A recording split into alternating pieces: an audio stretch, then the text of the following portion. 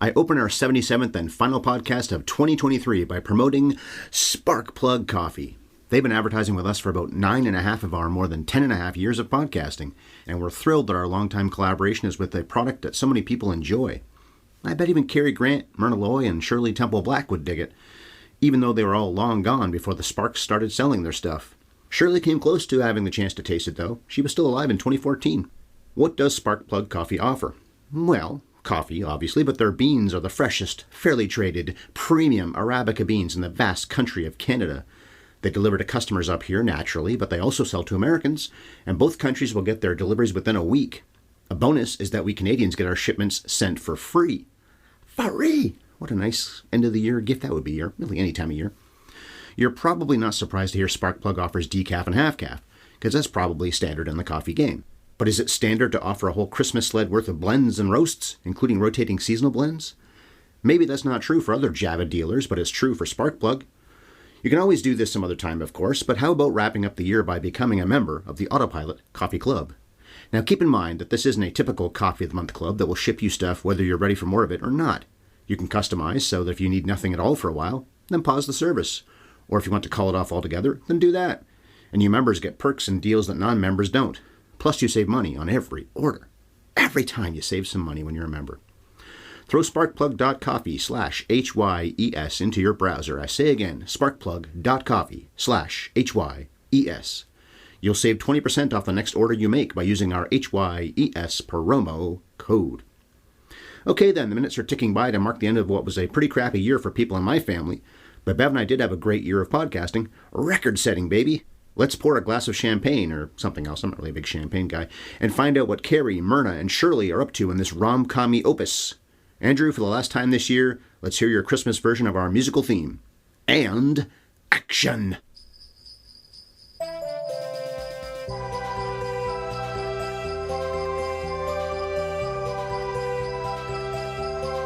Have you ever seen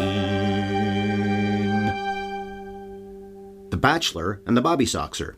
Good day, movie marauders, and thank you for joining me for our 2023 finale as I post episode number 558. 558 of Have You Ever Seen? That's a lot of podcasts. This podcast scampers back in time and looks at films from days of yore to see what we think of them now. And we make no apologies for spoiling the hoodoo out of them. Only, because it's a Friday, there's no we. It's just me, Ryan, who has not been a bachelor for more than a decade, Ellis.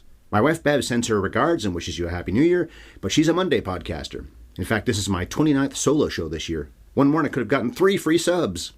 Hang on, I didn't even get 2 free subs for posting 10 and then 20 shows. So add that to the pile of craptastic things that happened in 2023. No free subs. So when I do this monologue thing, the format is different than it is when Bev is here with me. Now I want a sub. I'll be breaking down the plot in sequential order, but you better believe I'll go on many tangents. Sub. Tomfoolery often abounds in these Ryan-only extravaganzas, case in point, and if you'd like to hear a guy do middling to fair impressions of famous actors, you've downloaded or streamed or YouTubed the right show. Okay, our first Shirley Temple movie was released by RKO on September 1st, 1947, and it was a popular flick that fall. The Numbers says it wound up 6th at the 1947 American box office. Winner of the Oscar for Best Picture, Gentleman's Agreement, was right behind it at number 7. The critical reception on Rotten Tomatoes has been pretty good. 78% of people who review movies for a living enjoyed The Batch and the Bob, although there are only 9 reviews on the site. The average, only 6.2 out of 10, so they haven't exactly raved about Irving Reis's film. 78% of audiences recommend it too, by the way, same number as the critics, same percentage as the critics. As for how to pronounce Irving's last name, I found something on YouTube that pronounced it Rice in a British accent and Reis in an American accent. So I think you can cut me some slack if I call him Reis or Rice in this review. Oh, incidentally, Shirley Temple spent most of her adult life as Shirley Temple Black, but she became a star before she married that gentleman, so if I leave off the black from time to time, you'll let that slide, right? Of course you will. The only entry in the awards section for this movie on the IMDb is that Sidney Sheldon took home an Oscar for Best Original Screenplay. Really? A movie I talked about back in July, Body and Soul, competed against this in that category, and Abraham Polanski wrote a pretty good script. Charlie Chaplin was a nominee too for his Monsieur Verdoux script. Monsieur Verdoux, I think I said that right. But it was the Sids who got his name called, and then Chaplin beat the tar out of him, or something. Of course, it was Polanski who wrote the boxing movie. Maybe he socked Sheldon in the eye a few times. He threw hands with him. Okay, I'm sure there was no violence over that Oscar win. Well, I'm not sure, but I don't think there was. The American Film Institute nominated The Bee and the Bee for their top 100 laughs and for their top 100 passions, but the motion picture didn't scrounge up enough votes to actually make either of those lists. And I don't think it should have, especially not the top 100 comedies. I've been saying this a lot this year, and for many years really, that this old black and white screwball comedy didn't make me laugh much. Spoiler alert. Back when I've said that though before, comedy doesn't usually age that well. Might be endearing and likable, but not that funny. And that's it for the bona fides. Pretty short list this time, huh? All right, well, pour a cup of eggnog, if you haven't already had 1 or 2 cups, and I'll rifle through the story. Or be like me and pour some water. Or if it's the evening, pour a beverage of some other kind. So we begin with, surprisingly, in a very white movie, the face of a black maid named Bessie in a nice Californian apartment. House? No, one of those.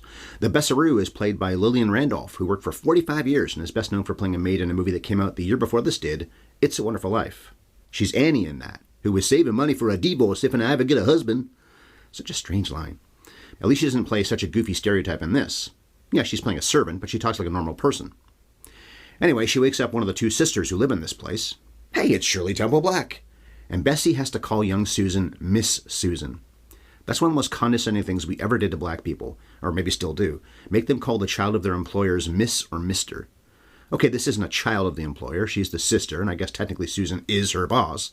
But still, it's bad enough servants had to do that with the adults of the house.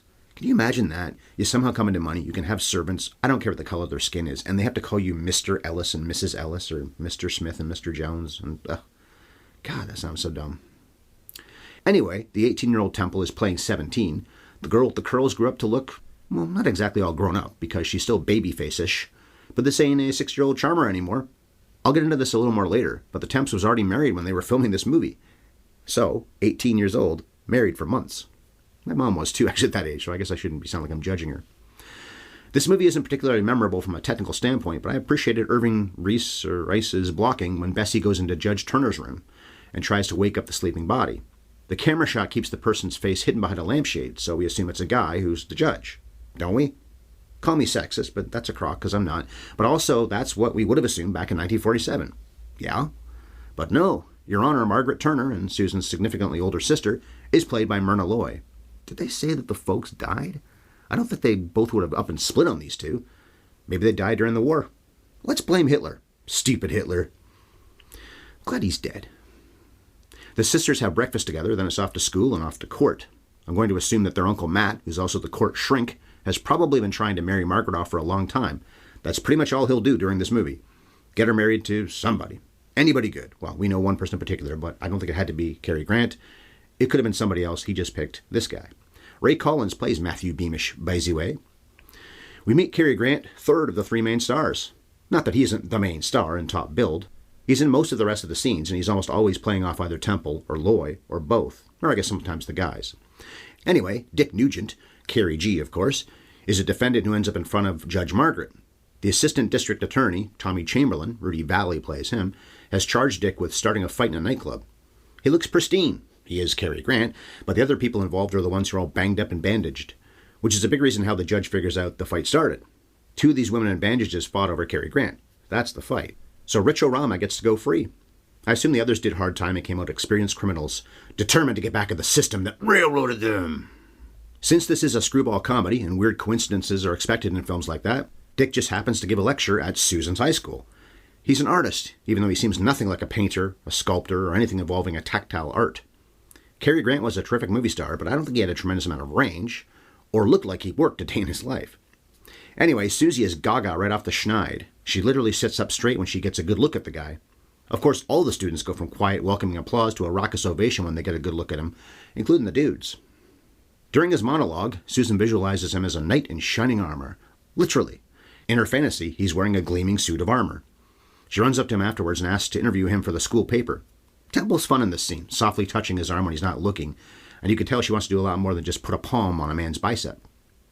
Now, of course, people would be squeamish about this age difference these days, but this is obviously the plot. So if a teen pining for... It's the title of the movie. That's the name of the movie.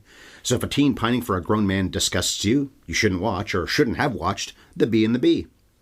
I got wondering at this point about who else they could have cast to play this dreamboat. Who is a star, then, who is as handsome and debonair as Archie Leach? Archie Leach. Robin Leach. Wrong guy. I love Jimmy Stewart, but no. Gary Cooper? Nah. Spencer Tracy? No dice. John Wayne was a lot of things, but he wasn't debonair. Monty Clift fits that description, yeah, but he was still a year away from even starting his film career. So this role was made for, Cary Grant. It was made for Cary Grant. I'm going to try that again. I never did the best Cary Grant, but it's fun to try. That was bad. When Margaret finds out that night that Susan is zooey for Dick, stop it. She's against it and tries to kibosh it. She's Susan's guardian after all, so she can call a lot of shots, even if a 17-year-old today, or then, would resent hearing that bit of news. Susan cleans up nicely, and Temple now does look more like a young woman than a girl. Well, more at least. She's classed herself up to look sexy for Dick. Stop it. Although her going off to do this without saying where she's going worries the hell out of her sister. Susie Q somehow gets herself into Dick's apartment and falls asleep waiting for him to come home. She wants to model for a painting he told her he would conjure up, and after he gets back, pours a drink and tries to relax, he's quickly busted, even though he didn't know she was even there. Margaret and Tommy bang the door down and find the girl there. He was framed! He didn't do nothing! Just remembered, I didn't do a nutshell for this movie, did I? I was going to do something right about here. Let's see, can I whip one off? These nutshells by myself don't work as well as they do when Bev's here anyway. I try to make her laugh with a lot of them, if not all of them. Let's say The Bachelor and The Bobby-Soxer in a nutshell is, yes, he was framed. He didn't do anything. He didn't know she was there. Although he did punch the dude. We'll get to that right now. Anyway, the Dickster ends up in a holding cell and reveals to his lawyer that he did indeed toss a haymaker at Tommy after he and Margaret got into the apartment. That should involve the nutshell too, is that they got into his place, they broke in. Maybe he's entitled to punch somebody in that situation? Dick also spews his distaste for Margaret to his lawyer. I bet they'll never resolve that mutual disdain. Never, never, never. I know Tom and Marge are the legal scholars here, but considering that they have no proof Dick did anything to Susan, and they broke into his place, isn't the man who's defending his domicile able to take a poke at even the DA? ADA, excuse me. He's an assistant. This seems like a gray area at least. I say the two of them are just flat out in the wrong for busting in like this. And of course I just did the nutshell saying the same thing. That's why I prepare this stuff, man. Usually. Dr. Matt only has one function here, to be a suit-wearing Cupid, so he finds his way into Dick's cell, revealing that Margaret is his niece. He has a plan. Matchmaker, matchmaker, make me a match. I don't know the next lyric of that song. I love how in movies like this, an eligible woman like Margaret needs someone to find her a date. If she was interested, she could have a date every night of the week. Maybe not Cary Grant, but a date of some kind. And she's supposed to be someone involved with Tommy. Okay, I laugh for the first time during this movie when Matt goes to see Mags and describes Dick to her. Stop it, including his blue eyes. Okay, I didn't laugh, but I chuckled. Because she knows he has brown eyes, and says so. That was clever. That was a nice bit of character development, that she even noticed and remembered such a thing. Well, of course she did, because she saw it for him. Unless somebody's peepers really pop, I don't think I would notice. Bev's I noticed because they're huge and they're also so blue, but seriously, how often do you really look in a man's eyes?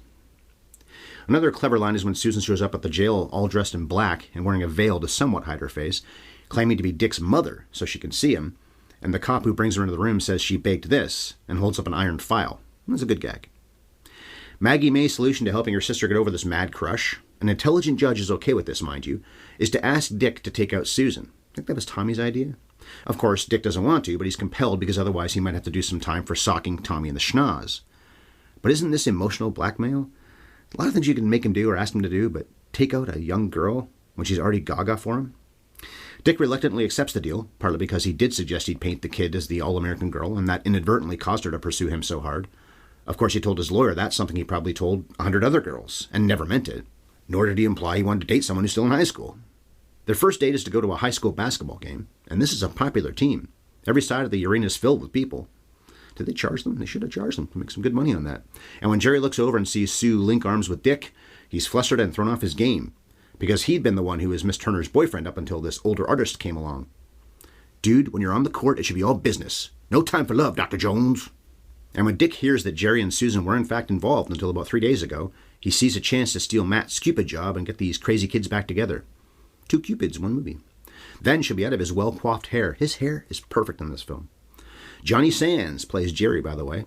He's fine for a 19-year-old actor who has to say things like he was sore when he saw the two of them together. Although I've always enjoyed the phrase, take a poke at somebody when you want to hit them. Didn't I just use that expression a minute ago? So obviously it amuses me. I do like plenty of hokey old expressions, but being sore at somebody just isn't one of them. Dickaroo takes the girl home and she keeps calling him dear, not listening to any of his I'm too old for you protests. This girl is maddening. Maybe he should just get in touch with Tommy, turn himself in and do the time. Apparently it'd only be 90 days in jail, although this honey bunch probably knows he might end up being currency in prison, so putting up with the obsessed admirer is probably his best move. He might not be gunned about spending more time with this child, but Grant and Loy get a nice scene together where the ice thaws a little. I wonder where this is going. Do you know where it's going? You don't, do you? I'll tell you soon, though. Oh, I'm going to let you in on a little secret. Don't tell anybody else. No, I'm not going to tell you. You're going to have to wait.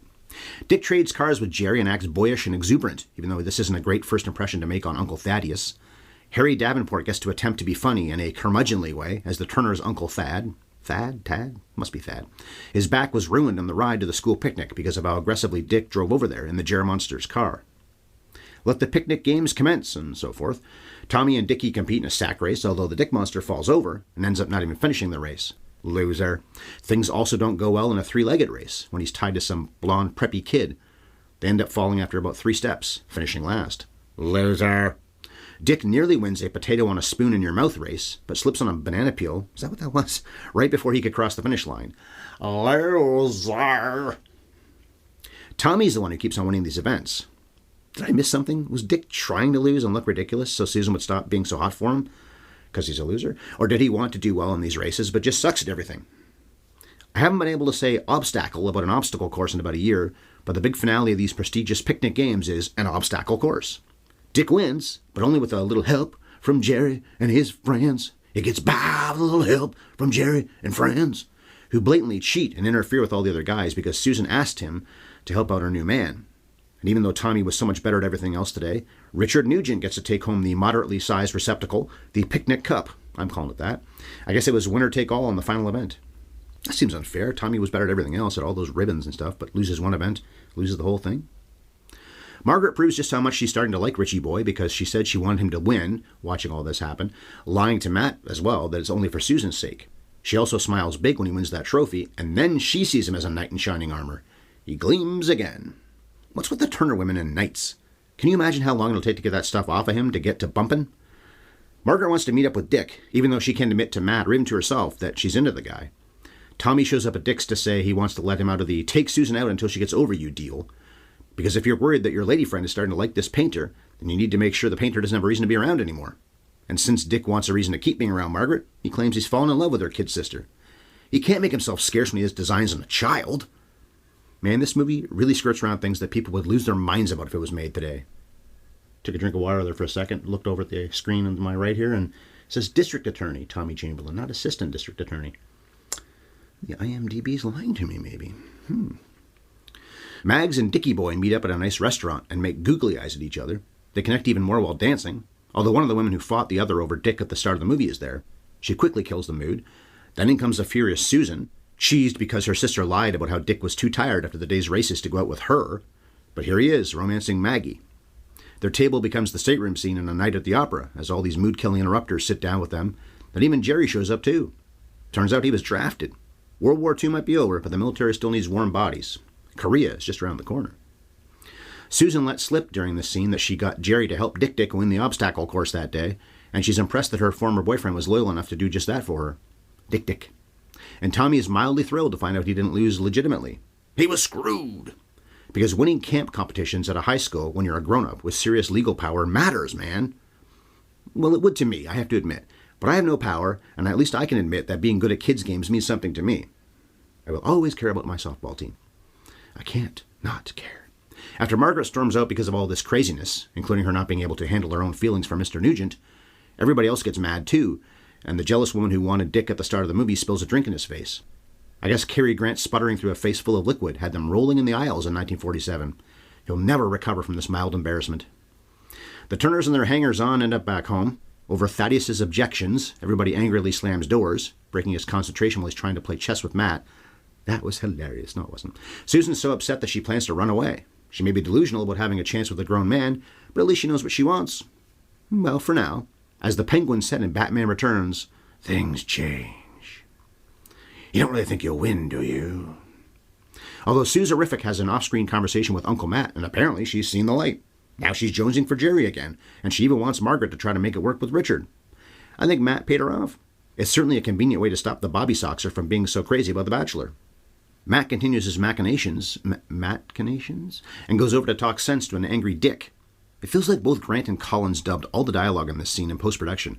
I made that note during the screening, then I read that Collins definitely did dub his words. I'd say that Cary Grant sounds like he was dubbed too. Anyway, Dick is planning to take off for Chicago. This flick is set in LA, if I didn't already say that. A Hollywood movie in the 40s that's set in Los Angeles? Get right out of town. Well, he is getting out of town. Matt heads to the Turners and convinces Margaret to go on a trip of her own. Chicago, perhaps? And he drives her to the airport. You know where this is going. But we need something to provide one last-minute conflict. So Tommy shows up and claims he's hunting for Nugent, saying he's got a bench warrant out for him. The painter is going to get 10 years. Abuse of power, guy. A serious abuse of power there. Matt does what he does best, though, and keeps meddling, telling a beat cop in the airport that Tommy is off his nut. He must be off my nut. And he goes around trying to arrest people, claiming that he's the ADA. So off goes a perfectly sane Tommy, literally, getting dragged by 2 cops. When he clears this up, can he charge Matt with obstruction of justice and put Mr. Cupid in jail? I think he can. Anyway, this leaves us with a meet-cute at the end of the movie, when Dick crosses paths with Margaret. They repeat a joke that had been told earlier about hoodoo or something or other, and then they're off to board the plane together.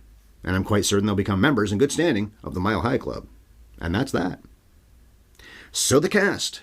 Cary Grant has had plenty of chances to shine on this channel over the years. He came up 3 times when we were talking about the AFI's Top 100 lists from 2013 to 2015.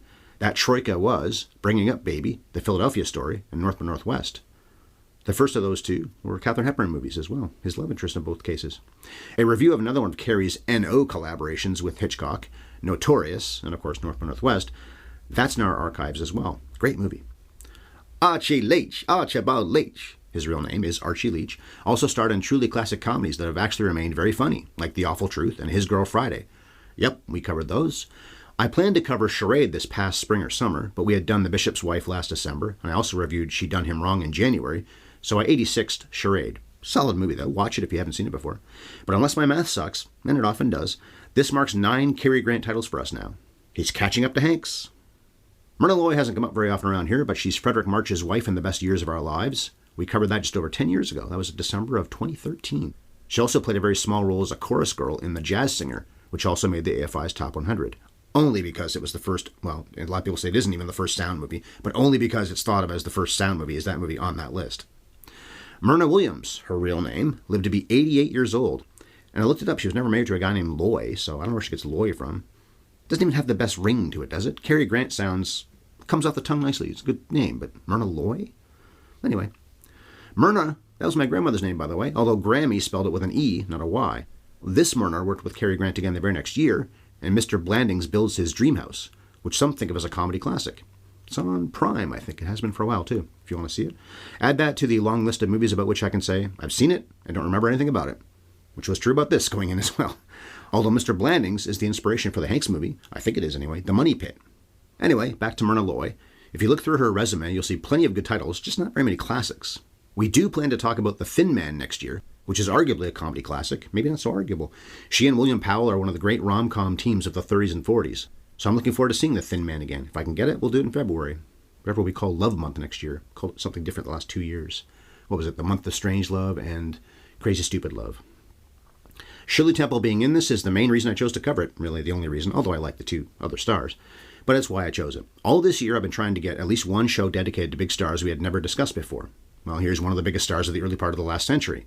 The Shirls In Curls was a tiny person, but a supernova with audiences all throughout the 30s. Of course, this time frame in the latter 40s isn't what she was best known for. You think of Temple, you think of her as a young moppet of 6 or 8 or maybe 10 years old in The Little Colonel or The Little Princess. Shirl won a juvenile Oscar at the 1935 Academy Awards. They haven't done that in a long time. Judy Garland won one of those later in, I think maybe in 40 for the 1939 movies, because of course Wizard of Oz. Temple had been in Bright Eyes and Little Miss Marker in 1934, so they picked the right year to give that award to her. Temple had that Black surname for nearly 55 years because she was married to Charles Black that long. Then she outlived him by nearly a decade. Although she wasn't married to him during the filming of this movie, she had been hitched to fellow actor John Agar, A-G-A-R, for going on a year. Yes, at only 18 years old, so I guess she was 17 when she married him. Although my mom was 17 when she married my dad. And yep, she marks another actress who was on the top 100 stars list. She was 18th on the ladies' side. I think the only 3 women still on that list that we haven't reviewed in anything are Sophia Loren, Mary Pickford, and Ava Gardner. And we already covered all 25 of the guys, so I guess really more because there are 3 Marx Brothers in one entry. They shouldn't be on that list, that's crazy. Ray Collins had played Boss Jim Geddes, in Orson Welles' legendary Citizen Kane 6 years before this, then worked with Orson on The Magnificent Ambersons the following year. He also teamed with Welles on Touch of Evil in the late 50s. Collins was also in The Best Years of Our Lives, so with Myrna Loy. Those 4 flicks are a pretty great achievement by anybody's standards in one career, and we've reviewed all 4 of them. Rudy Valley is Tommy, the ADA, or according to the IMDb, the DA. He worked with Preston Sturges on the Palm Beach story several years before this, then did How to Succeed in Business Without Really Trying about 20 years after this. Rudy was probably better known though as a singer and a band leader. Their director was Irving Reis, or Rice, who didn't even man the bullhorn 20 times. I looked through his filmography, and this is the movie I recognized first and foremost. Nothing else stood out. Irv made nearly 10 more flicks after this, including the one that the IMDb lists as his best known for, and his final film, as it turned out, The Four Poster. I barely mentioned him during this review because his film was competently made and amusing, but I didn't laugh all that much. I also didn't buy fully into Margaret being into Dick other than because she thinks he's hot. Neither of them do anything to truly impress the other, except looking good. But Irv made a black and white movie in the old 4:3 Academy ratio that people liked then and I guess still do now, so that's something. Sidney Sheldon wrote this screwball screenplay. He took home an Oscar for the script, of course, but was never even nominated for another one in his career. He got into directing later on, but was also a novelist. So yes, that's Sidney Sheldon. But he also worked on the screenplay for Easter Parade the next year and Annie Get Your Gun a few years later. But his biggest things beyond the Bobby-Soxer and those books were creating shows for television. He created and wrote The Patty Duke Show, I Dream of Jeannie, and Heart to Heart. The Patty Duke Show started only a year after The Miracle Worker came out, so Miss Duke actually won her Oscar for that film not long before her TV show started airing. What would they be, just a few months before, I think it was. And we talked about The Miracle Worker just a few weeks ago. I like my links. I think it's pronounced Dory Scary. I think I've heard that before, but maybe it's Sherry, but Schary. He wrote about as often as he produced, but he was just a producer on this. He did write Boys Town nearly 10 years earlier, which won Spencer Tracy his second consecutive acting Oscar. Dory also worked with Tracy on Bad Day at Black Rock, a movie I mentioned when we talked about Magnificent Seven a few weeks ago. And he was an executive producer on Mr. Blandings that very next year, the follow-up to this that also starred Cary and Myrna. To put a bow on this review, I basically enjoyed it. Bev and I happened to watch Christmas in Connecticut a few days later, and it was the same thing. We didn't laugh much, or almost at all, even though we found it to be a pleasant enough experience. In that case, it was great to see Barbara Stanwyck again. In this case, it was great to see Cary Grant once again be a true movie star. I like Myrna Loy, although I think I'll like her more on The Thin Man when we talk about that next year. As for Shirley Temple Black, she was solid as a teenage actor, but of course people will always think of her as the little kid who danced with Bojangles back in the 30s. Bojangles. So that was how I saw The Bachelor and The Bobby-Soxer. I wasn't going to do a full review like this, by the way. I was going to do more of a point form type of thing and make this maybe a 10-minute show, but then I started taking notes and couldn't stop. That's how I do it. That's how I do's it, Larry. Anyway, this marks the end of the year in podcasting for us. We posted 77 episodes this year, including 29 that I did on my own. My goal with the solo shows was to talk about AFI beloved pictures or Oscar winners, or often both, or in some cases to discuss flicks that the Sight and Sound put on their list last December, and other years sometimes. Ugetsu fit that bill. But as I said earlier, I also wanted to get reviews of some of the great actors and actresses on here that had never been discussed before. I didn't love She Done Him Wrong. I hated it, really. But at least Mae West now has a movie on Have You Ever Seen? Same for Barbra Streisand when I talked about The Way We Were. Although I think we'll talk about Babs again one day, which probably isn't going to be the case with Mae West. Melanie Griffith finally got discussed because I yapped about Working Girl. It was a pleasure to look at Rita Hayworth for nearly 2 hours when I gabbed about Gilda. Was that ever a pleasure? And now here's Shirley Temple today. My solo show has also got Mel Gibson, Paul Muni, John Garfield, and Richard Widmark on this channel for the first time, because I talked about Braveheart, Scarface, Body and Soul, and Pickup on South Street. These solo shows were a lot of extra work, obviously, but more episodes meant more exposure and thus more downloads. I think we put up something like 20 more episodes than we ever had in a calendar year before. I'll probably do something similar in 2024 unless life gets in the way. Life got in the way a lot this year, really. Anyway, thanks so much as always for sticking with us for one episode, for 10, or all of them. In 2 weeks, it will be Friday, January 12th, 2024. Wow. And I will be doing what just might become a tradition, covering a Buster Keaton flick very early in the new year. Back during the first week of January this year, it was Sherlock Jr. On January 12th next year, it will be another comedy classic by the great Stoneface, The Navigator. But before I jaw about Buster, you'll get 2 podcasts that involve Bev. New Year's Day is only 3 days away, but holiday or not, we'll be posting a special show. We'll talk about our favorite movies of 2023, even though we will be far from caught up on all the zeitgeisty Oscar stuff that soon. We'll also open up the email bag. It's been way too long since we got your comments and questions on the air, and to answer them. Just don't expect that show to get posted until I wake up on New Year's Day, probably hungover, unless I get really industrious and post the show in the middle of the night after our friends go home and Bev goes to sleep. On that contacting note, tweetix us, at MovieFiend51 and at BevEllisEllis, or send an email, haveyouvesteensepodcast@gmail.com, although obviously if you send an email or a tweet at this point to try to get in that January 1st show, that's impossible because that goes up just days after this does. We haven't appeared on camera in a very long time, but we do post our podcasts on YouTube. The bookmark that should be in your browser is at HYES Ellis. Do that or look up Have You Ever Seen when you're on YouTube. But subscribe there and or on your podcast app. Let's go with and. Then you won't miss an episode. Rate, review, like, share, tell people about us. We'd appreciate it. Oh, and also take a look at sparkplug.coffee/HYES. Sparkplug gives a 20% discount to our coffee customers who use that HYES promo code. And with that, I bid you good day for 2023. Good riddance. Happy Kwanzaa, by the way, and Happy New Year, too. Join us on Monday when we talk about the best movies we saw in 2023, and we answer some of your questions and address some of your comments. Meantime, I'm going to fly to Chicago with a woman I barely know and see if we get along at all when we have to spend more than 10 minutes together. And cut.